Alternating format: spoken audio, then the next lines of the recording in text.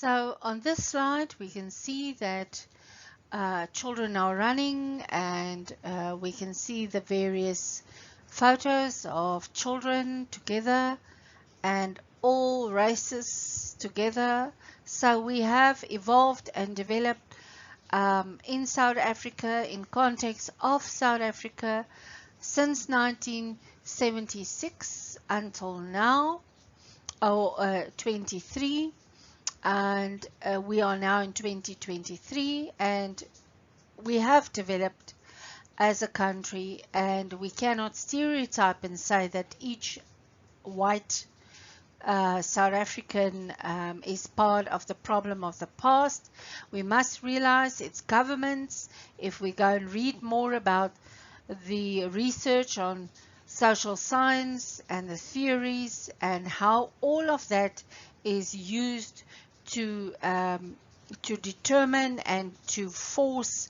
humans to behave in certain ways. So with the past apartheid as well, that was the reason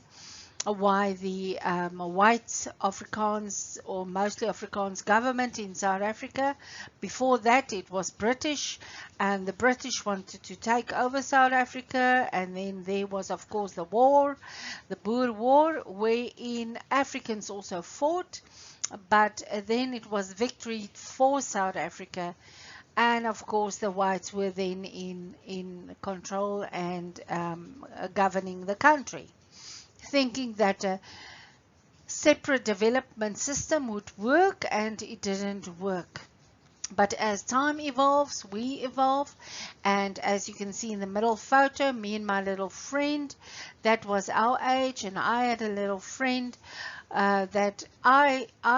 weren't even aware of the apartheid of those days. So we can only realize how far we have come and celebrate the liberty in South Africa for women and children, and all races now being equal and having equal opportunities in South Africa.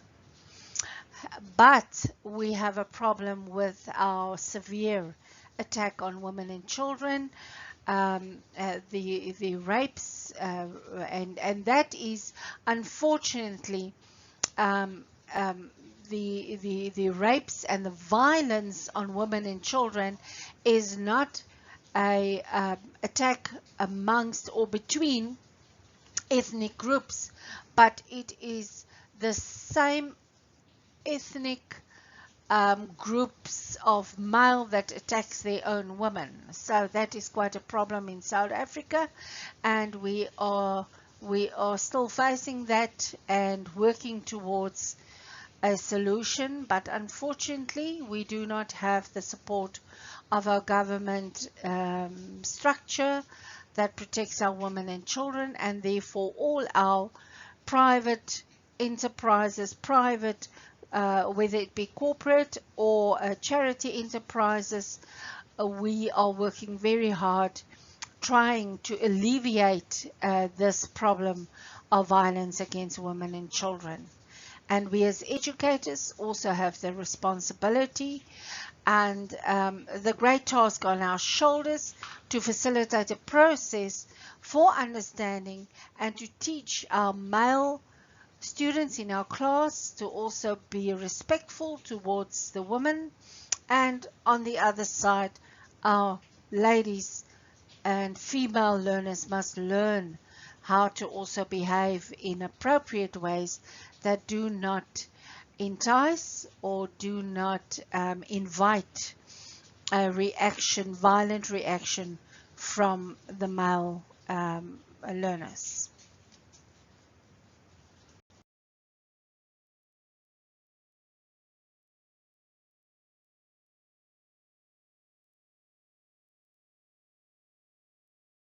Teachers and educators can address this